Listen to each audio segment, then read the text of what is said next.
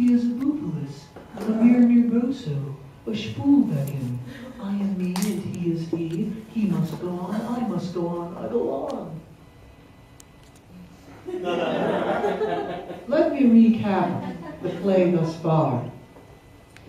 First, I started out with an unforgivable, much too detailed introduction. Victor Frankenstein then appeared. He dropped to his knees and rocked with a seizure of apologies. It snowed, hedgerows, 3 cafes, marble obelisks, and then Mary Wollstonecraft Shelley materialized right here, before our eyes. She put her hands on Victor's shoulder. She, the nurturer of the penitential. She, mother of movement over sound. She makes no sound, only movement that sounds like wisps, which in this play is short for whisper.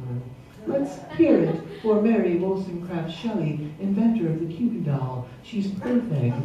She's a porn horse. And she delivers the following line. Oh, I cannot bear to live with the knowledge of my own transgression. But she says it with an exclamation point at the end of the sentence, so it sounds more like, oh, I cannot bear to live with the knowledge of my own transgression!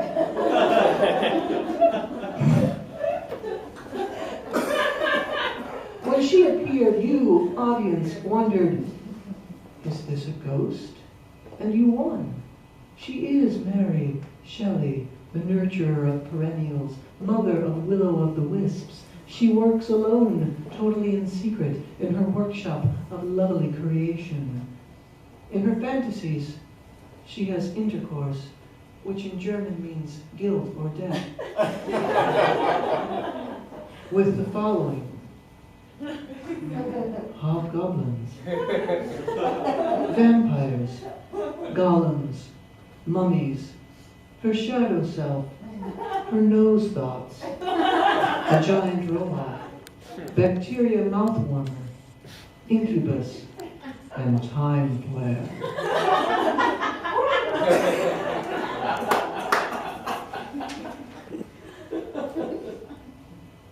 But the one that she really wants, Victor, her son, who she loves like a lover, is too preoccupied with the subject of his own imagining. He falls so deeply in love with the idea of beauty that he attempts to build an anatomically correct doll representing aesthetics itself so he can have his way with it, so he can want it, but it will never want him back. It can only take and keep. Not like Mary. She has it. She wants it. She'll give it. Anything. Over 1,000 years old, and she is actually Ophelia.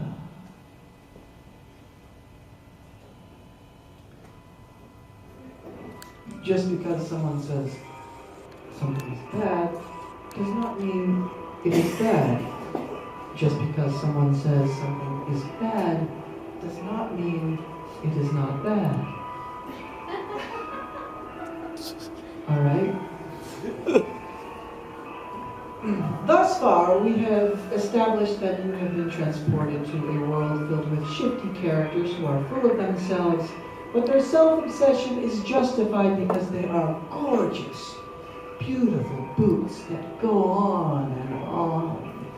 They are surrounded by peaceful nature and rascally supernature, which is represented on stage here by a bevy of cosmic figurines, streams of rich, dark chocolate, and the actual figures themselves.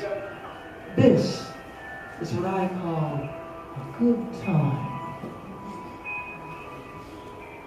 Now this will all be making perfect sense, of course, to those of you who are familiar with the story of Frankenstein. So for those of you who are not familiar with it, or your memories are a little hazy, let me take a few minutes here to summarize the plot of Frankenstein.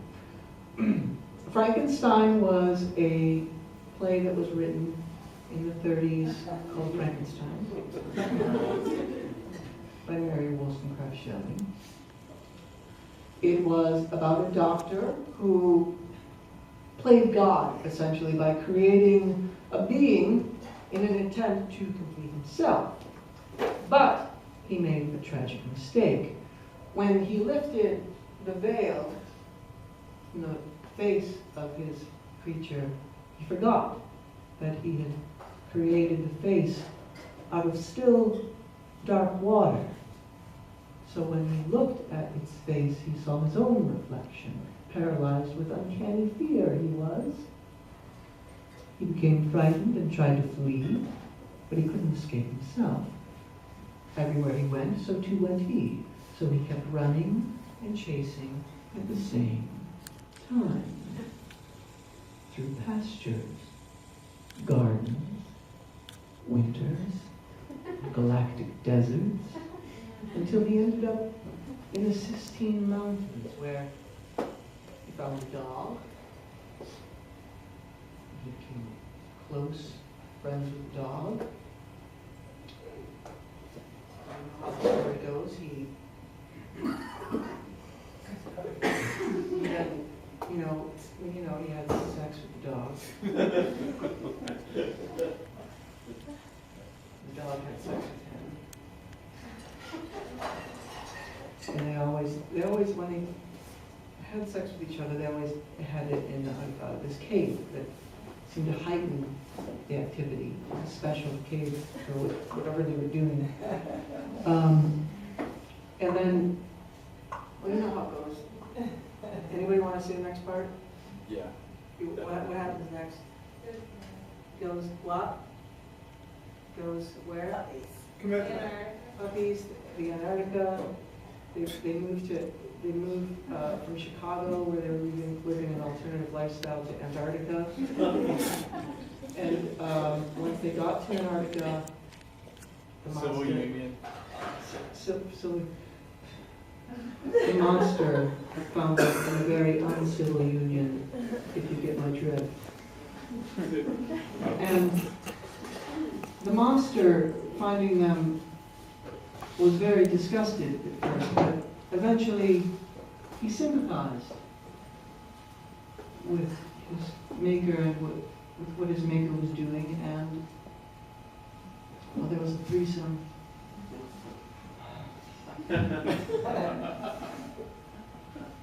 I hate this part. I hate this part. You gotta read it. No, I can't delete it. I'll tell you why I'll delete it, smart Alec. It's because if I like the parts, I enjoy reading them.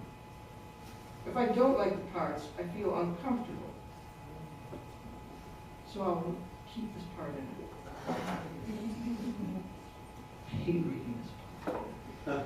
So anyways, they moved to a cave in Antarctica, uncivil union threesome, and just when they were about to find out that it was Camille who drowned the little girl in order to suck the sins from her soul, the play was suddenly interrupted by another, completely different play. And this play was the movie Celine and Julie Go Boating.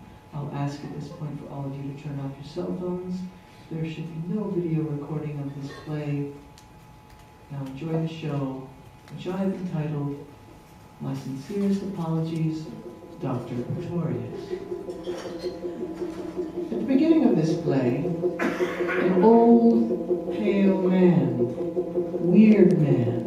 weirdo guy, approaches the microphone, representing everything that is terrible about lust, the earth, and the theater, and he delivers the following line. I have been bad.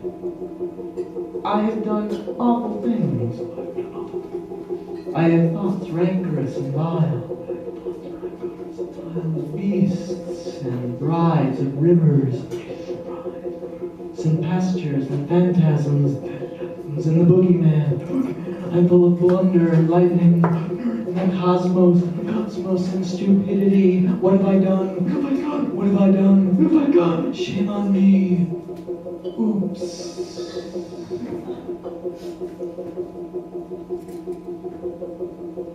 Ladies and gentlemen, it is here where we must leave you tonight. But please stay tuned for the next episode, where we meet conjoined twins who travel the country as part of a stand-up comedy duo and allow themselves to be murdered on stage again and again after realizing how much fun people have in doing it to them. We'll also meet the globular man, who, as you know from the Bible, was the first man. He had 4 arms and 4 legs and 2 heads, that was cut in half by the sword of Jesus. Next time, finally, we will vote on the most attractive audience member. But for now, let's end with a song.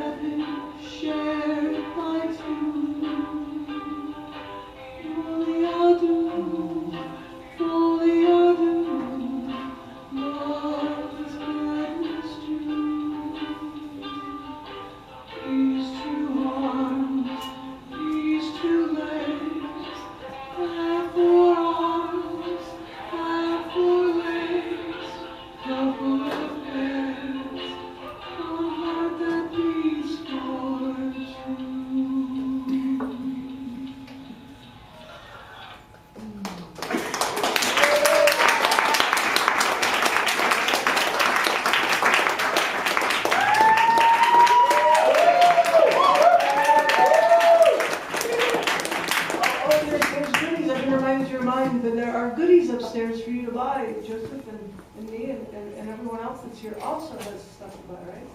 See you later.